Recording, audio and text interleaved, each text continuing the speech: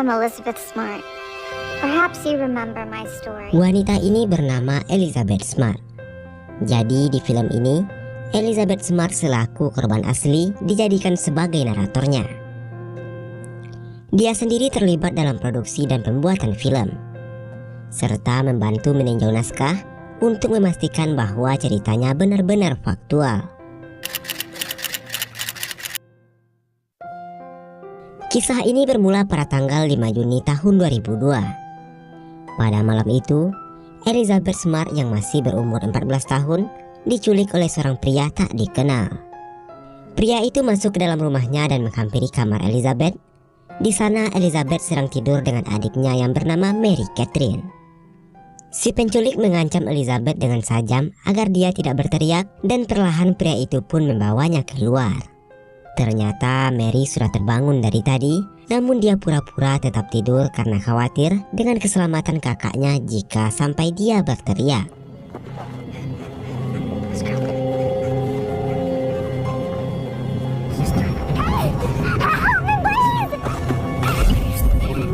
Sesampainya di tepi jalan, Elizabeth yang melihat mobil polisi, ia pun mencoba untuk berteriak. Akan tetapi teriakannya itu dihentikan oleh pria tersebut. Ia mengancam akan menghabisi sang adik jika sampai mengacaukannya.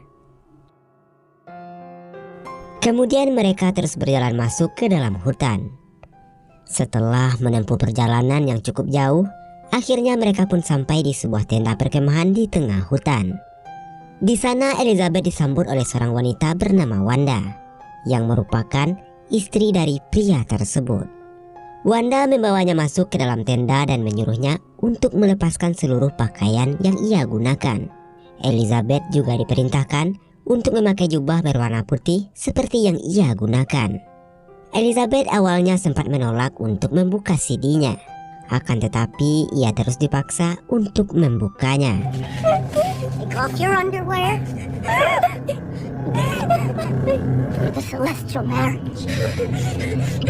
Setelah itu Wanda pun pergi keluar dari tenda. Kemudian giliran pria itu masuk dan memaksa Elizabeth untuk melayani keinginan biologisnya. Ia berkata jika Elizabeth sudah disegel di dunia dan di akhirat hanya untuk dirinya. Mereka sudah ditakdirkan untuk menikah malam ini, namun Elizabeth menolaknya. Elizabeth pun berkata bahwa dirinya masih kecil, bahkan belum menstruasi. Akan tetapi sang penculik tak peduli, ia tetap memaksanya dan Elizabeth pun tak bisa berbuat apa-apa.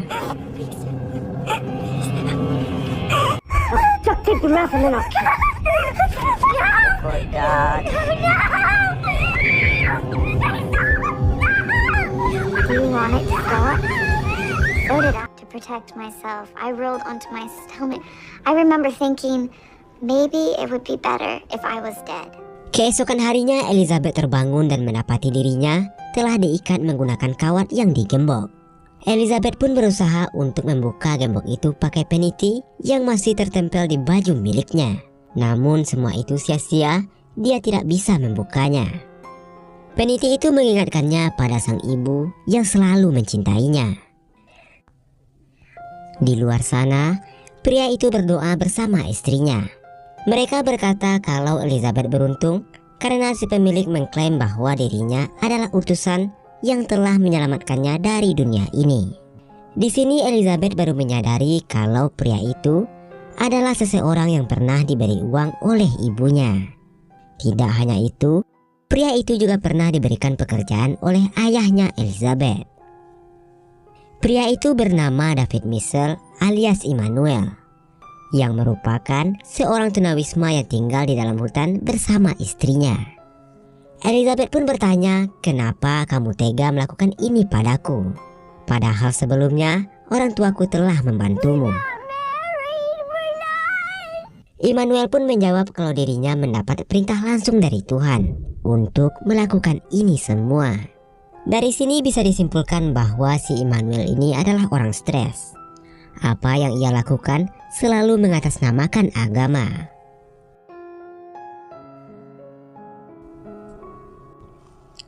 Memasuki hari kedua, di malam harinya Immanuel kembali memaksa Elizabeth bercocok tanam jagung di hadapan sang istri. I was raped every single day, sometimes twice a day, and it was every bit. Lalu keesokan harinya Elizabeth yang masih dalam keadaan terikat dan tidak menggunakan pakaian sehelai benang pun terus diberikan pemahaman yang sesat oleh Immanuel. Dengan dalil apapun yang ia katakan berdasarkan perintah dari Tuhan. Elizabeth bingung apa yang harus ia lakukan. Ia hampir saja putus asa dan berpikir akankah ia bisa bertemu kembali dengan keluarganya. Dia pun hanya bisa menangis meratapi nasibnya. As horrific as you can imagine, Jill took so much away from me.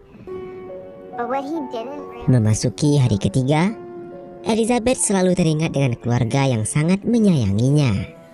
Dia berpikir jika ia menyerah begitu saja, tentu ia tak akan bisa bertemu kembali dengan keluarganya. Akhirnya Elizabeth mencoba berpura-pura baik dan menurut di hadapan mereka. Wanda lalu bercerita kalau dia mendapatkan perintah dari Tuhan untuk mengabdi pada Immanuel. Dan dia juga berkata kalau apa yang dilakukan Immanuel kepadanya bukanlah kejahatan, melainkan perintah Tuhan. Di saat makanan sudah siap, Elizabeth yang sudah sangat lapar pun langsung mengambil makanan yang ada di sana. Akan tetapi dia malah diberi ceramah oleh Immanuel dengan mengatakan bahwa Elizabeth tidak boleh makan sebelum ia memberkatinya. Ketika sedang berdoa terdengar suara seseorang yang sedang mencari Elizabeth. Tentu hal itu membuat Elizabeth sangat senang. Namun lagi-lagi ia diancam oleh Immanuel dengan mengatakan, jika sampai berteriak maka aku akan membunuh seluruh anggota keluargamu. Elizabeth! If anyone steps foot in this camp, I will kill them. I'll take that knife and slit his throat open. Di hari keempat, Elizabeth terlihat linglung. Dia mulai merasa pesimis dengan apa yang ia alami. Tiba-tiba terdengar suara helikopter polisi yang sedang mencarinya. Dengan refleks, dia berteriak dan melambaikan tangan ke atas. Immanuel yang panik pun langsung membekap dan membawanya masuk ke dalam tenda.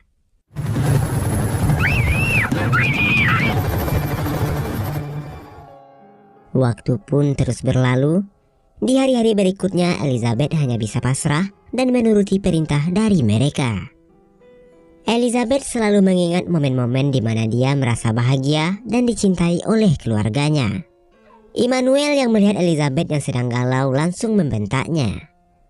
Lagi-lagi dia mengancam akan menghabisi semua anggota keluarganya jika Elizabeth masih kepikiran tentang mereka. Elizabeth khawatir jika ancaman Immanuel menjadi kenyataan. Dia lalu meminta maaf dan berjanji akan melakukan apapun yang diinginkannya. Hal itu pun langsung dijadikan kesempatan oleh Immanuel untuk bercocok tanam dengan Elizabeth. Kill them if you forget again. All right, they are not your family anymore. Setelah selesai bercocok tanam, Immanuel pun keluar dari tenda. Di sana ia mendapati Wanda yang cemburu dengan aksi mereka. Karena semenjak kehadiran Elizabeth, dia tidak pernah lagi diberikan jatah. Night and day. The Lord's spoken. Dirasa Elizabeth sudah menurut, Immanuel membuka gembok Elizabeth. Lalu dia mengajaknya mengambil air di sungai karena stok minuman mereka telah habis.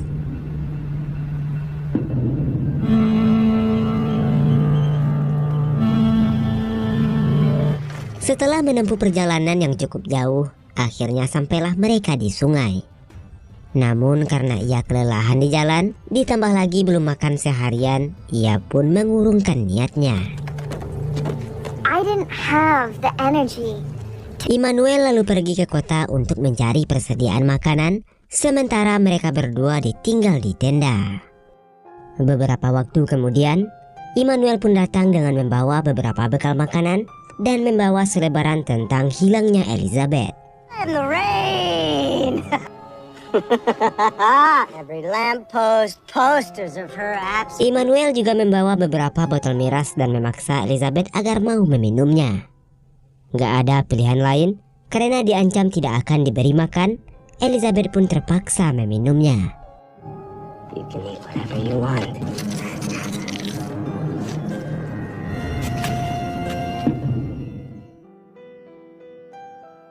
Keesokan harinya, Elizabeth yang sedang melamun tidak sengaja menyebut nama Olivia, yakni sepupunya.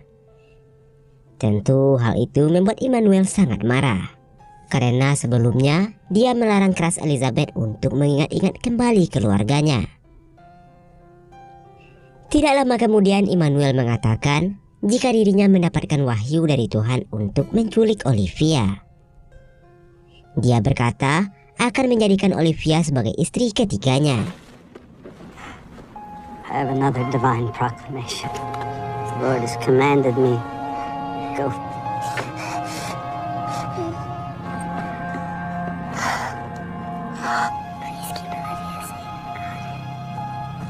Elizabeth tentu menyesal telah menyebut nama sepupunya.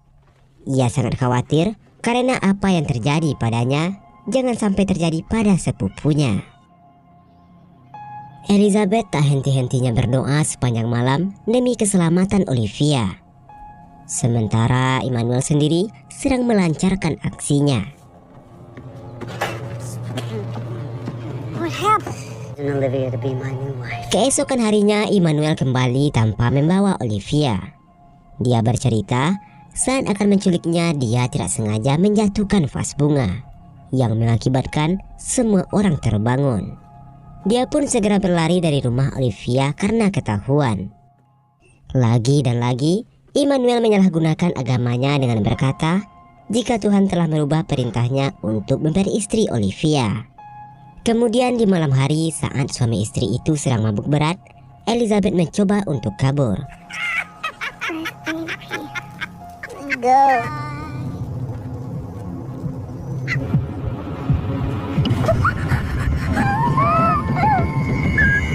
Namun aksinya itu diketahui oleh Immanuel dan langsung membawanya ke tenda untuk digenjot kembali. I break his rules and someone gets escaped. I had to play by his rules. Hari-hari pun terus berlalu. Immanuel dan Wanda sering terlibat pertengkaran karena Immanuel sering pulang tanpa membawa makanan, sedangkan mereka terkadang tidak makan seharian dan hanya menunggu Immanuel datang membawakan makanan. Glorious it is out there. How often is she going to the city? Oh, you know.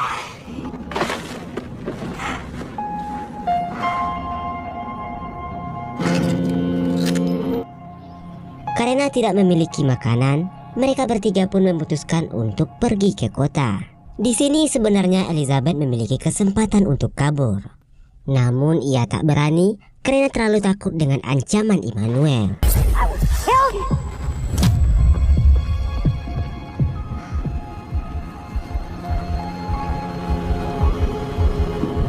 Sesampainya di supermarket, Immanuel mulai melancarkan aksinya dengan mencuri beberapa makanan. Pria penjaga supermarket itu sebenarnya mengetahui aksi Immanuel. Tapi bukannya melaporkan pada polisi, ia malah mengundang mereka bertiga datang ke sebuah pesta malam nanti. Party night. Saat berada di dalam pesta, seorang wanita melihat Elizabeth seperti dalam tekanan. Ia pun menawarkan bantuan padanya, namun Wanda menarik Elizabeth dan mengajak Immanuel yang sedang merayu wanita untuk segera pergi dari sana. Di hari ke-92, Immanuel mengajak mereka ke perpustakaan. Di sana orang-orang memandangi mereka dengan tatapan yang aneh. Dan saat Immanuel merencanakan kepindahan mereka dengan melihat sebuah peta, tiba-tiba datang seorang detektif menghampiri mereka. Detektif itu meminta izin untuk membuka cadarnya Elizabeth. Tapi dengan alasan kalau Elizabeth itu adalah anaknya, ia telah disucikan dan tidak boleh ada satupun orang yang melihatnya.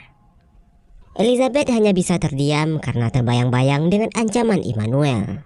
Immanuel menambahkan kalau agamanya tidak mengizinkannya. If you could just allow me to lift the veil and let her see her face, I'm sorry. I hope you. Thank you for your time. Setelah lama berdebat, akhirnya sang detektif pun menghargai keputusannya dan pergi dari sana. Memasuki hari ke-97, mereka menaiki bis untuk pindah ke California. semakin pupuslah harapan Elizabeth untuk bertemu kembali dengan keluarganya. Semakin jauh ia berada, semakin banyak juga orang yang tidak mengenalinya. Kemudian mereka mendirikan tenda di kaki bukit San Diego, California. Namun keadaan di sana tidak jauh berbeda di tempat sebelumnya. Justru ini lebih parah lagi karena tanah yang gersang yang membuat mereka kesulitan untuk mendapatkan air dan juga makanan. Lalu mereka pergi ke kota di malam Natal hanya untuk mendapatkan belas kasihan orang lain yang memberinya makanan. Di hari ke-152, ada seorang pria datang menuju tenda mereka. Sementara di balik tenda, Immanuel sudah bersiap akan membunuhnya jika Elizabeth berteriak meminta bantuan. Pria itu terus memanggil-manggil, namun karena tidak ada jawaban, dia pergi dari sana. Memasuki hari ke-184. Merasa tempat itu sudah tidak aman, Immanuel memutuskan untuk pindah dari sana dan pergi jauh masuk ke dalam hutan. Di sini Wanda terlihat marah-marah melihat Immanuel yang hanya duduk santai sambil mabuk-mabuk, sedangkan stok makanan mereka telah habis. Wanda pun mengancam akan bundir jika dia tidak segera mencari makanan. Dan mau tak mau, Immanuel pun pergi ke kota untuk mencarinya. It is my turn to talk.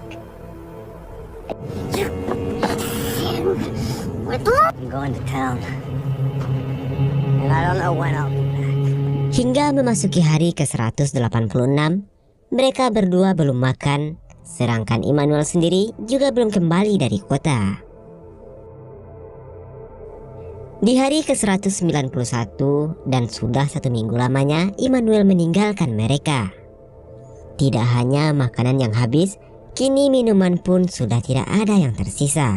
Keadaan ini hampir saja membuat mereka berdua mati kelaparan. Bahkan Elizabeth mengubur dalam-dalam harapan untuk bisa kembali dengan keluarganya. Namun lagi-lagi ingatan tentang keluarganya, canda tawa, kehangatan dan kasih sayang dari mereka yang sangat mencintai Elizabeth, itu semualah yang tetap menguatkan Elizabeth sampai saat ini.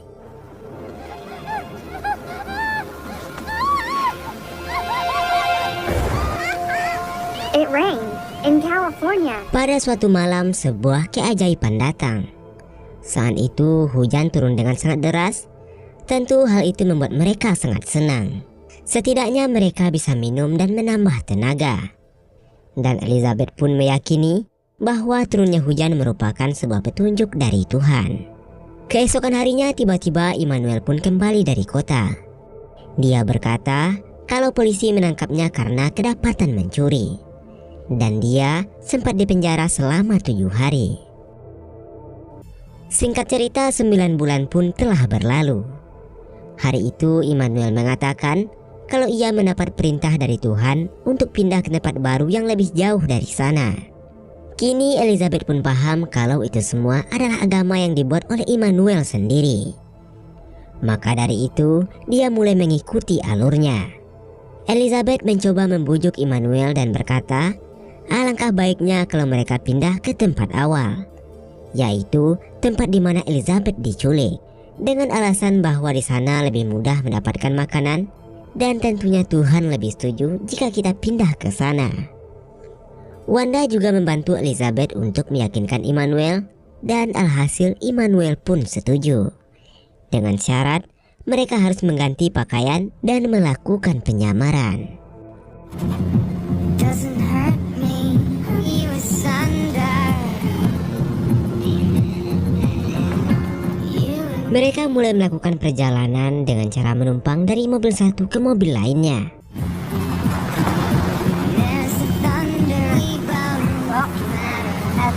Di hari ke-280 dan sampailah mereka di lokasi tujuan.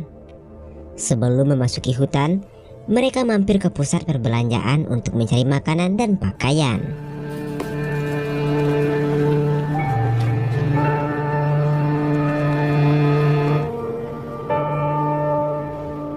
Di sana Elizabeth melihat sebuah poster yang memberitakan tentang anak-anak yang hilang. Namun, dia tidak melihat poster yang memasang gambarnya.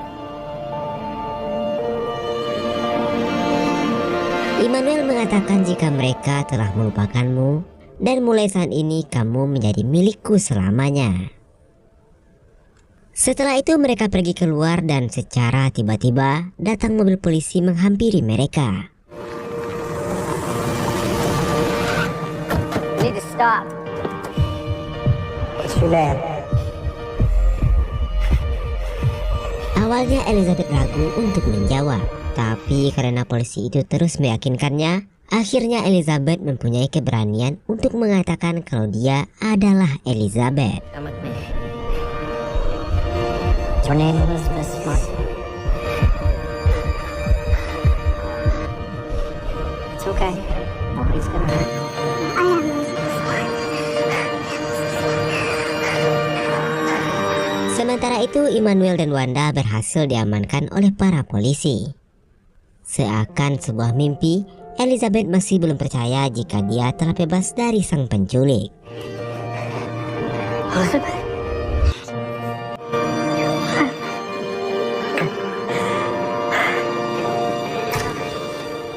Tidak lama kemudian sang ayah dan ibu datang menemuinya di kantor polisi. Akhirnya Elizabeth bisa berkumpul kembali dengan keluarganya. Trauma yang dialami Elizabeth terkadang menghantuinya. Namun dia mampu melawan semua itu berkat dukungan keluarga dan orang-orang terdekat. Atas apa yang telah dilakukannya, pada tanggal 2 Maret 2003 Brian David Mitchell alias Immanuel dijatuhi hukuman penjara 2 kali seumur hidup tanpa pembebasan bersyarat. Dan untuk Wanda dijatuhi hukuman selama 15 tahun penjara. As someone who has been through hell, that Kini Elizabeth melanjutkan hidup dengan menjadi aktivis dan kontributor di sebuah acara televisi ternama di Amerika. Dan pada tahun 2011, Elizabeth mendirikan sebuah yayasan yang diberi nama Elizabeth Smart Foundation. Pada tahun 2012, Elizabeth menikah dengan seorang pria bernama Matthew, penduduk asli Skotlandia. Dan kini dia telah dikaruniai 3 orang anak. Dan sekian video kali ini, semoga bisa diambil sebagai pelajaran. Jaga terus kesehatanmu, sampai jumpa di video selanjutnya. Dan wassalamualaikum warahmatullahi wabarakatuh. I am Elizabeth Smart. Perhaps you remember my story.